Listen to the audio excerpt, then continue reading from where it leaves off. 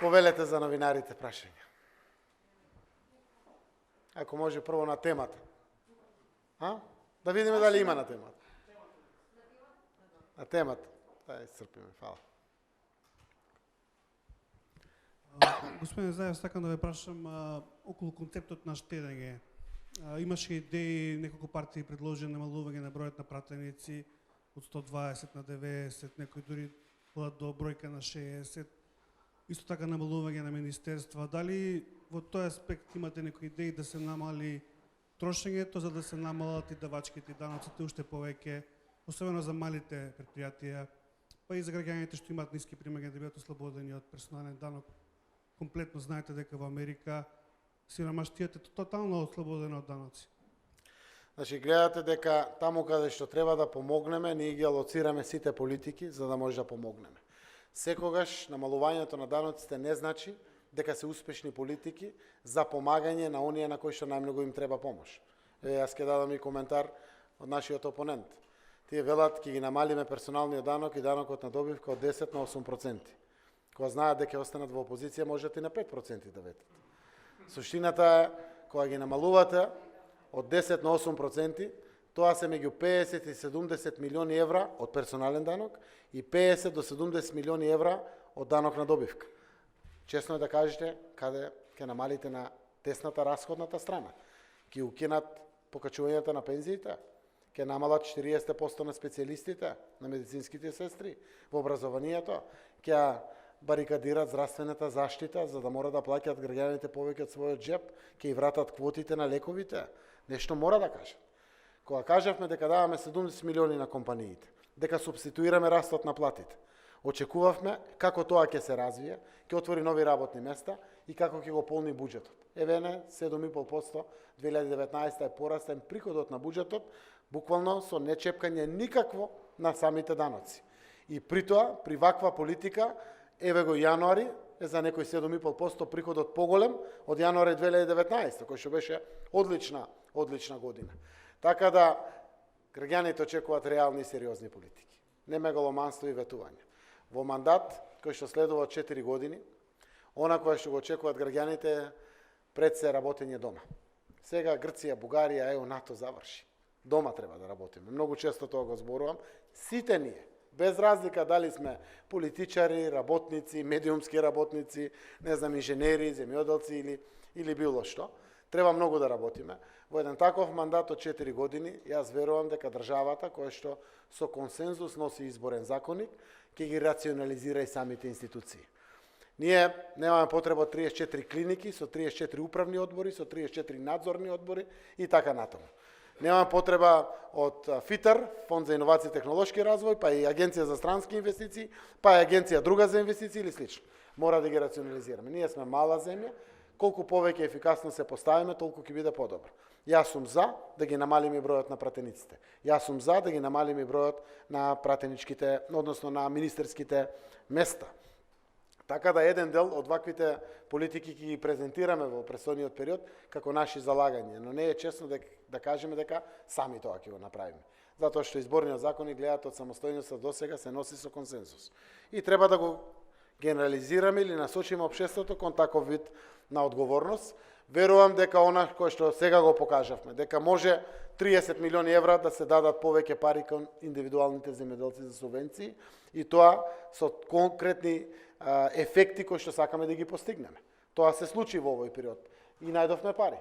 Видовме дека има пари за 722 денари покачување на пензија од сопствени пари, за зголемување на платите во здравство, во образование, во одбрана, во култура, социјалната заштита, центри за социјални работи, детски градинки и така натаму и така натаму.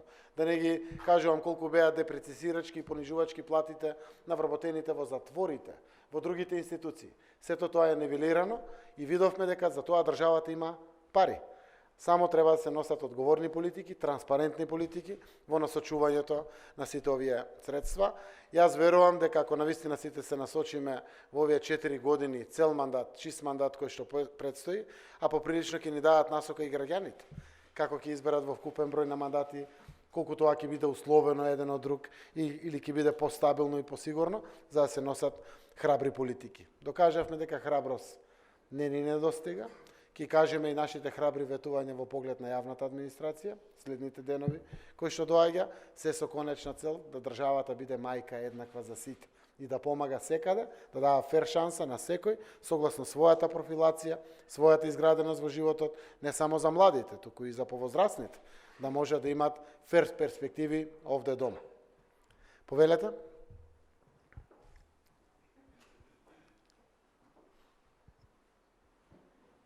Рековте рационализација на јавните предпријатија и на министерствата.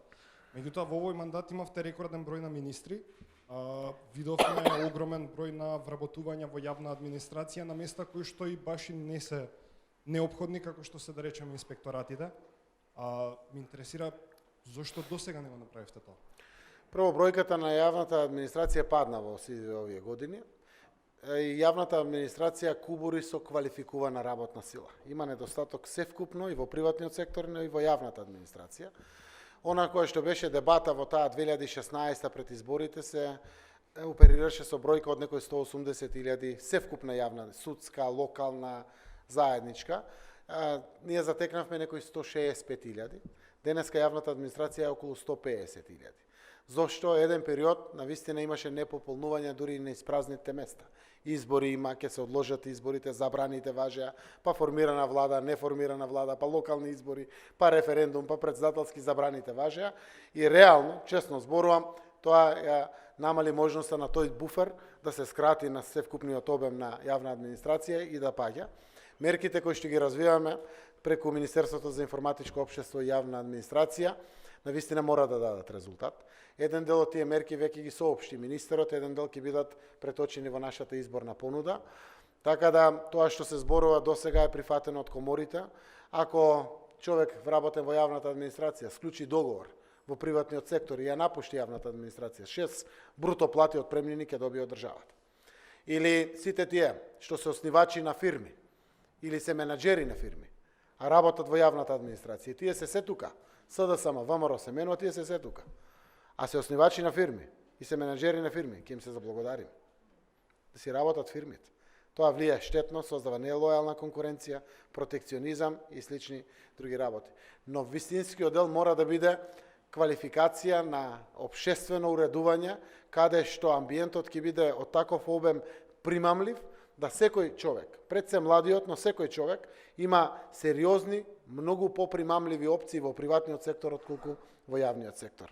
Ние, например, во моментот, 2,5 години имав чест и одговорност да бидам председател на влада, информатичари нема. Нема градежници, нема архитекти.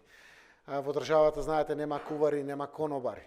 Има еден куп профили кои што се дефицитарни. И сега кога давате на соработник или советник на ниво во јавната администрација со високо образование, давате иста плата на тој што е со економски и правен факултет или не знам со педагошки факултет и тој што е информатичар. Овој не ви работи за 500 евра повеќе. Само да излезе надвор 1000 евра има плата. Државата мора да ги реши со одредени механизми тоа што и треба на државата, квалификувана и професионална администрација, и тоа што и треба на приватниот сектор паралелно. Така да многу што има да се работи во нашата земја во периодот кој што предстои. Јас верувам дека ќе имат органите и телата на Социјалдемократскиот сојуз, но и на коалиционите партнери, а верувам и на другите, да изнедрат една политика на севкупна департизација на јавната администрација и нејзина професионализација и ефикасност и ефективност во нејзиното работење, заради тоа што и кога мериме продуктивноста по граѓанин, јавната администрација навистина боди очи, значи одскокнува во својата непродуктивност. И тоа е намалување на севкупната непродуктивност во државата. Верувам дека транспарентноста која да држиме, вие новинарите будно не следите, јавниот критицизам е присутен секаде, дали по социјалните мрежи, дали на гостување на вашите емисии, дали на вакви пресконференции, на вашите не знам, репортажи кои што ги правите преку медиумите, ќе помогнат многу да се средиме, да поставиме нормативи, критериуми, ред и поредок во државата. Така да затоа велам многу што треба да работиме дома во следниот 4-годишен период. Верувам поглавијата европски и европското преговарање ќе ни помогне многу, оти ќе биде мотивирано со убави пари. Очекувањата се дека во мултиануал баџет или 7-годишниот нов буџет на Европската Унија, ќе бидат обезбедени 14 милиарди евра за Западен Балкан, каде што на нас не следуваат 2 милиарди. И тие пари ќе ги гледаме како практичната реализација на поглавијата биде успешна. Не само законите донесени, туку да има ефект од нив. Како ќе се реализира, така ќе користиме парите. Ако нема ефект, и од тие пари ништо нема да видиме. Така да во многу работи државата ќе ни се престрои за севкупна внатрешна трансформација, а верувам дека и сите ние како луѓе ќе се промениме да бидеме попродуктивни, поодговорни и така натаму и така натаму. Повелете. Можеме сега други. Не знаев коалицијата предизборна со Беса што вчера ја објавивте, се уште ја бранува јавноста, па така што имам две подпрашања поврзани со реакцијата што доаѓа од вашиот досегашен коалицијски партнер ДУИ. Тие инсистираат на владина коалиција победник со победник од македонскиот и од албанскиот етнички блок, повикувајќи се на договорот со ВМРО ДПМН што го има за изминатите години. Дали може да им ветите дека доколку тие победат во понудата пред етничките албанци, ќе ги земете за коалицијски партнер во владата или пак ќе го отфрлите овој модел? И второто подпрашање ми е исто така со нивната реакција дека оваа коалиција Беса СДСМ може да ги дефакторизира гласовите на албанците. Од тука и моето подпрашање, дали постои опасност можеби од дефакторизација и на гласовите на етничките македонци. Добро, прво ваквите коментари на нашиот сегашен коалиционен партнер ДУИ навистина заслужуваат внимание, заради тоа што може да ги коментирате како сакате. Тоа отвара една широка лепеза на основа на аргументите како се развива нашата земја, која што е мултиетничка со векови. Овој нов квалитатив кој што со ваквите политики го создаваме, со конкретен ефект и почеток од 2016 година, кога десетици и десетици граѓани албанци гласаа за Социјалдемократскиот сојуз и коалицијата, на крајот растеше. Ние имавме граѓани македонци кои што гласат за албански кандидат за градоначалник, граѓани албанци што гласат за македонски кандидат за градоначалник. Тука се исто вградени сите помалку бројни етнички заедници. На крајот имавме еден нов квалитатив, каде што 32 политички партии настапивме сите заедно за заеднички независен кандидат Стево Пендаровски за председател на државата и успеавме во таквите политики. Ова сега што го правиме еден нов исчекор и веројатно може само да ги заекне по структура и по фер поставеност еднаквиот глас на секој граѓанин. За нас прво се граѓаните. После тоа почитуваме секоја етничка припадност, секоја религијска припадност, па дури и политичка припадност. Секако си почитуваме нашите политички припадности најповеќе, но разноличноста во државата не ни од сега, ниту успеа до крај да ја загрозат ВМРО ДПМН и ДУИ во тој 11 годишен период наназад, затоа што видовме дека има плодна почва за оваа работа и денеска тоа се случува. И денеска можеме да се пофалиме дека навистина испишавме една убава историја, кога има коалиција буквално мултиетничка од секој аспект. И сме горди на тоа, затоа направивме настан, затоа тоа го промовиравме или слично. На крајот на денот, одговорите на прашањата би ги дефинирал вака. Граѓаните одлучуваат на изборите, како ќе се движи својата земја, ама и кој како ќе ги прави комбинациите за составување на владата. Јас би порачал на нашиот сегашен коалиционен партнер да не го лаже паметот, коалицијата СДСМ, Беса и другите партии ќе биде победник на овие избори, не ДУИ. И тоа во 6-та изборна единица, каде што најмногу се мерат влијанието на втората етничка заедница, албанската, по големина во државата, тука е кој е победникот. Јас тврдам дека ние ќе бидеме победници во 6-та изборна единица заедно. И тој податок е нешто кое што е вредно да ја испрати една уште еднаш убава порака до целиот наш народ. Дека единството ја прави силата. Дека заедно сплотени можеме многу повеќе да успееме. Ако сме здружени, времето на очекувањата, на исполнувањата наши лични, семејни, државни, ќе ги скратиме. Тоа што сакаме да направиме од нашата земја, од нашето општество, Ако сме заедно, можеме да го направиме многу пократко, отколку ако сме разделени и раздружени, која што сигурно ќе ни треба многу подолго време. Така да гледате дека оставаме отворен простор за соработка со сите. Но и вчера јасно кажав, граѓаните очекуваат партиите да се менуваат. Еве, ние се менуваме, ние се подобруваме. Имаме подпредседатели на партијата што немаат партиски книжки. Повеќе од 70% од председателите на комисиите и членовите на комисиите во Социјалдемократскиот сојуз немаат С од СДСМ, ниту книжка, ниту било каква определба. Се отвараме, се демократизираме, се менуваме. Јас очекувам и другите политички партии да се менуваат.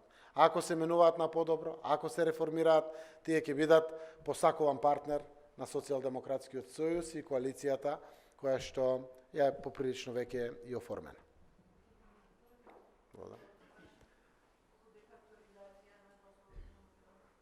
Мислам дека никако.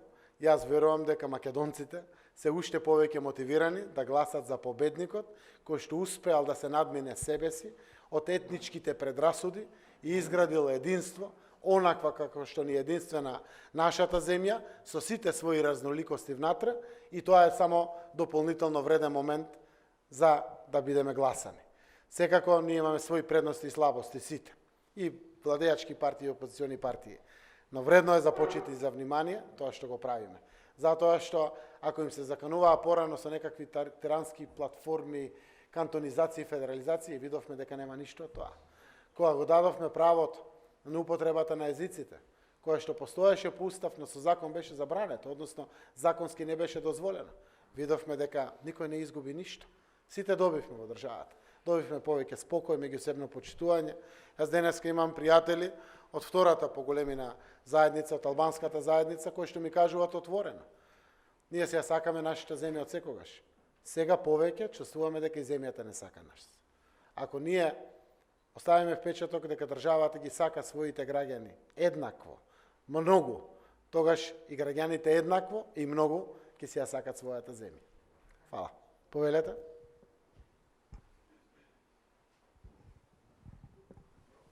Во контекст на прашањето за коалицијата со БЕСА, може ли да ни кажете што е она што програмски ве спојува СДСМ и БЕСА како идни коалицијски партнери и лично вас со господинот Касами, имајќи ги предвид неговите негативни ставови лично кон вас во минатото за непринципиелност и непочитување на одредени договори? Еден дел од критичкиот осврт на господинот Билјал Касами кон мене лично и кон политичкиот субјект кој што го водам, Социјалдемократскиот сојуз, беше веројатно еднаков или истоветен од фрустрација на голем број граѓани албанци кои што ја има према Социјалдемократскиот сојуз, кои што велат зошто Дуи го земавте во коалиција и зошто дозволувате вака со Дуи, многу често не критикува, иако истите тие граѓани викат добро, без Дуи не можеше и влада да се направи. Знаете, ние успеавме со 49 мандати да направиме влада. Успеавме во овој период на многу трпение и посветеност да ги направиме сериозните одлуки во државата, како што се уставните промени, договорот од Преспа, договорот со Бугарија, како што е законот за јавното обвинителство, и покажавме сериозен државнички капацитет, одговорност без било какво калкуланство. И кога беа критиките настроени, веројатно беа заради недоволно оградување од некои си политики на политичкиот субјект Дуи, кој што за таа сметка знаевме ние да изгубиме. И на крајот на денот господинот Билјал Касами беше опозиционер. И ако него критикува првиот човек во извршната власт, тогаш каква опозиција би била секако таа. Нашите заеднички сплотливи, да ги кажам, или аргументи, детали на кои што ја изградивме коалицијата се економијата, реформите дома што мора да направиме, се вкупната трансформација. Се работи пред се за економска коалиција, која што знае дека во следниот период доминантно ќе треба да се работи на економијата и на севкупните практични реформи кои што мора да дадат резултат. Како нешто што збориме за судството, законите ги имаме, ама во пракса сакаме дела да видиме. Во здравството ја знаеме која е стратегијата, но сакаме тоа да биде со поубрзано темпо. Образованието мораме од главнички на опачки, буквално така фигуративно зборам, за да го промениме, за да продуцира кадри кои што денеска во третата деценија од 21. век лесно ќе се вработат, ќе бидат изградени општественици на модерното време. Многу работи мора да промениме внатре во државата. Заедничката коалиција е на темелот Скопје-Блац, на автопатското решение. Заедничката коалиција е на продолжување на патот на Арбер, кој што не поврзува со Албанија како втор граничен премен важен од тој дел. Заедничката коалиција е за еднаква вграденост преку честа и одговорноста на секаде во државата, соодветно на застапеноста колку сме жители во државата. Се работи за вредностна коалиција. Јас сум среќен што овие луѓе веруваат во исти вредности, заедно со Социјалдемократскиот сојуз, и беше задоволство тоа да се изгради. Сега во моментот се пишува програмата, каде што се прави сублимат или фузирање на нашите програми, но декларацијата која што потпишавме вчера е навистина темелот за идната програма, каде што токму на тие постулати и вредности се создава заедничката изборна програма на новата коалиција. Повелете други прашања? Повелете. Само што пред неколку моменти само што заврши пресконференцијата на подпредседателот на ДУИ, господинот Изет Меджити, рече дека македонските партии, условно и вас ставам во таа група, не се разликуваат една од друга. Бараат гласови за да се делегитимира албанската партија. И рече дека да, ве уценувале, рече дека ве уценувале за да се носи законот за употреба на албанскиот јазик, ве уценувале за првиот председател да биде председател албанец, председател на собрание, ве уценувале за да смените уставно име за да бидеме членка на НАТО. Но сепак ваквите реакции доаѓаат како одговор на вашето го кажавте вчера, дека нема да дозволите албанска партија да ве уценува после изборите. Не, Зошто било која партија нема да дозволиме да ама уценува потенцирате албанска? Зошто ја научивме веќе оваа тактика со ВМРО и ДУИ, владеа заедно, а во изборни периоди нели легува во вакви етнички дискусии. Како ќе го елиминирате ова и како ќе направите граѓаните да се концентрираат на реална платформа?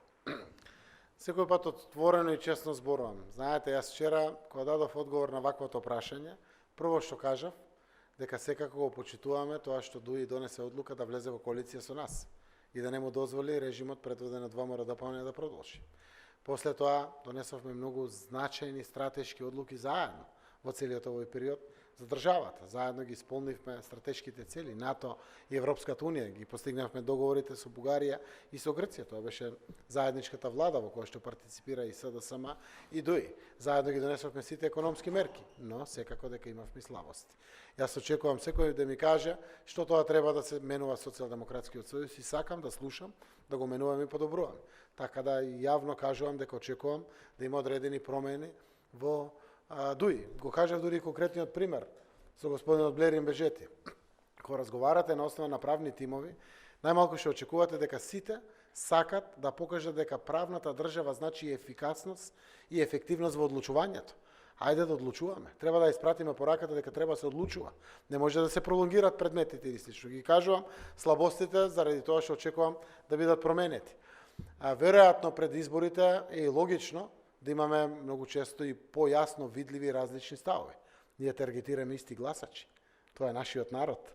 И веројатно од причината зашто вака се поставуваме е токму тоа. Но на крајот на денот треба да знаете дека се работи за вредности. Дали тоа ние сме претопувале албански партии во нас или не?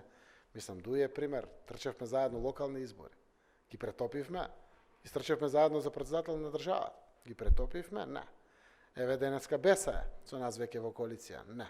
Секој си има свој индивидуален идентитет како политички субјект, а сето заедно, здружени, го представуваме колективниот идентитет на политичкиот субјект кој што аплицира за гласовите или поддршката од нашиот народ.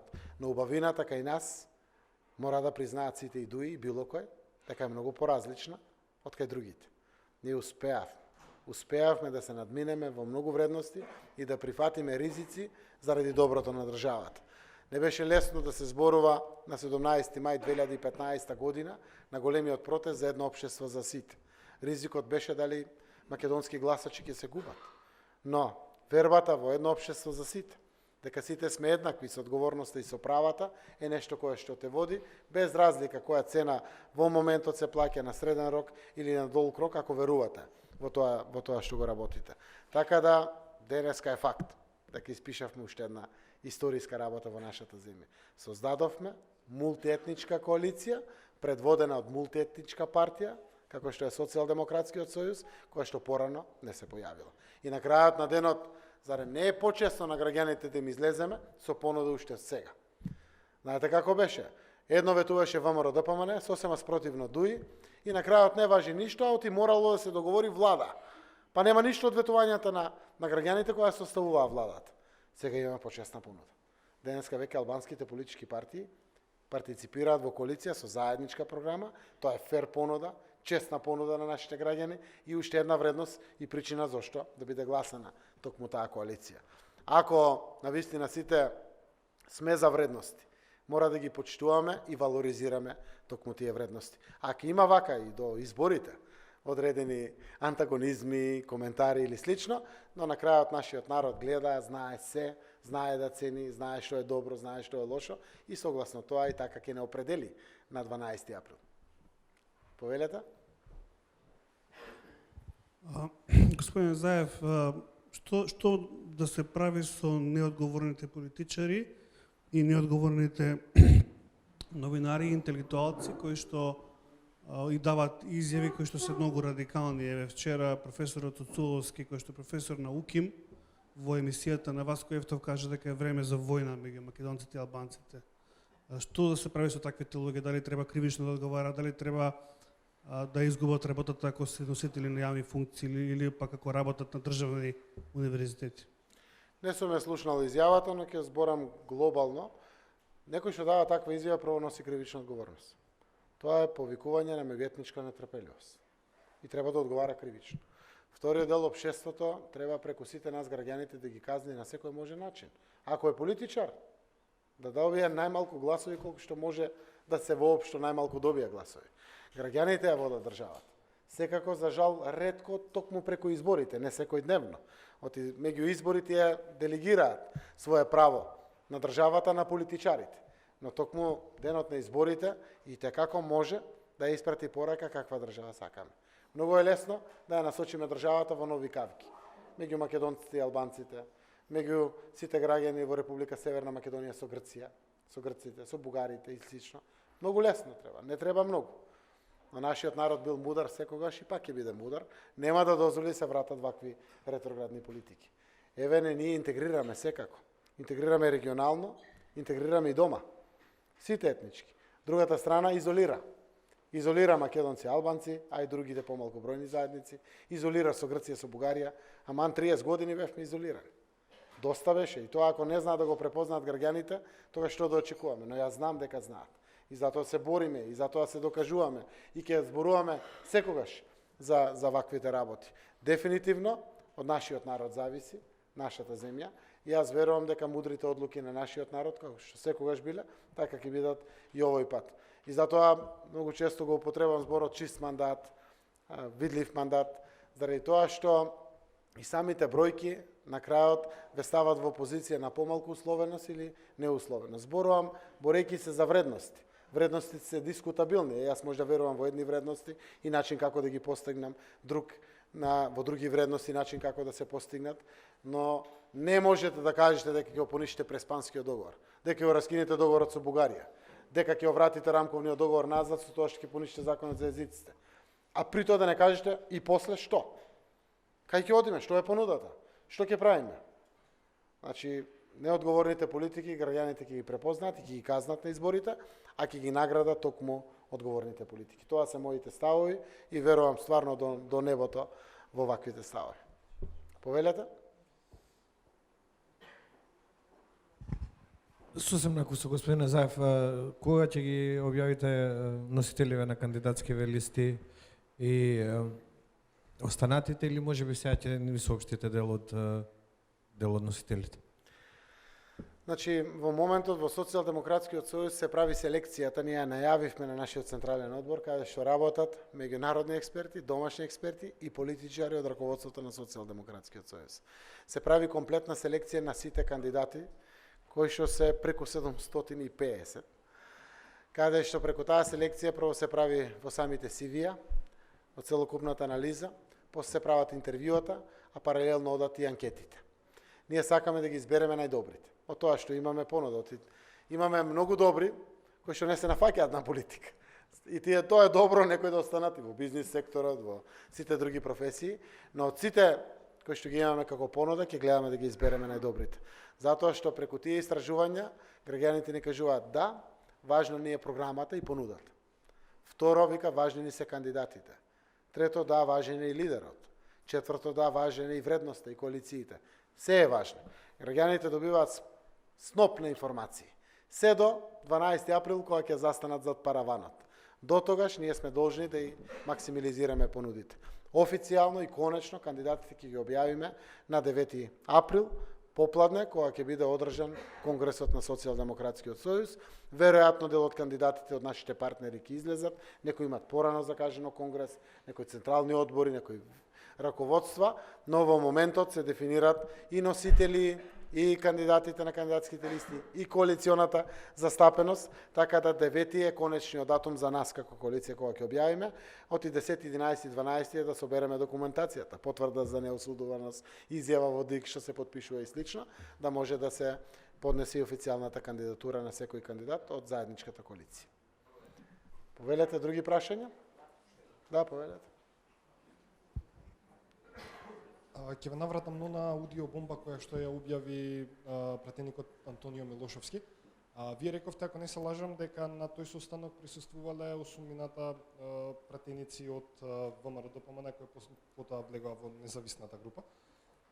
Меѓутоа Милошовски тврди дека на тој состанок бил присутен еден од обвинетите во случајот Рекет. Ако може ваш коментар. Значи, јас овие аргументации кои што се слушаат во така сечениот дел на тие снимки, само треба да ги објават и поприлично јасно ќе се знае каде. Самиот не можам да утврдам каде, но знам дека најмалку 30 пати сум разговарал за актуелните случувања кои што се токму причина за носењето на Законот за јавното обвинителство. Законот за јавното обвинителство го зборуваме година и пол. Знаете дека пред година и пол излеговме со Мицковски од мојот кабинет, даде тој изјава, дадов јас изјава, каде што зборувавме за Законот за јавното обвинителство.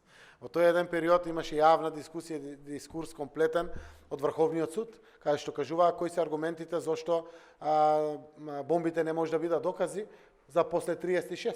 И тие донесоа таква одлука. Се јавнија стручните правници кои што зборуваа, а и ставовите на специјалното јавно обвинителство дека ништо не застарува во државата. Може би по член 22 од Законот за специјално јавно обвинителство после 36 не може да се поднесуваат обвиненија и не може да бидат докази. Но ако има криминал, во државата ништо не застарува. Член 17, мислам дека беше од кривичен законник или од Законот за кривична постапка, тоа јасно го дефинира. И секаде кога се убедувате да дојдете до 80 пратеници, сум имал состаноци со 30 луѓе. И некој ставил да снима, веројатно. Сум имал состаноци со 8 луѓе, со 15 луѓе, со владеачки и опозициони партии, со експерти. Сум имал состаноци со секакви луѓе. И јас сум ги зборувал тие вредности како аргументација и причина зашто должно се да го несеме законот. Самото општество ни лавираше. Врховен суд еден став, специјално јавно обвинителство друг став. Основниот суд кажуваше една работа, како ќе го применува тоа или не, апелациониот суд знаеше да биде спротивен. Сето тоа се реши со Законот за јавно обвинителство. Предметите што се во суд се гарантирани, истрагите, индициите се гарантирани, секаде каде што има доказ ќе се одговара, таму каде што нема доказ никој нема да одговара. Затоа беше важен овој Закон за јавно обвинителство. И дури и вака, како што е пуштен, тука граѓаните гледат каде тоа е прекинувано. Во разговорите се гледа што е темата на разговорот. И јас и така го препознавам, иначе кога сте држеле преку 2-30 состаници на таа тема, не можете и да сакате каде сте го зборувале тоа да ви текне, ама еве го повикувам сите да ги пушти, комплетно разговорите. Оти ние кога пуштавме делови од овде во бомбите, на новинарите ги дававме целите разговори, за да го видат контекстот, да знаат што е во целата суштина или слично.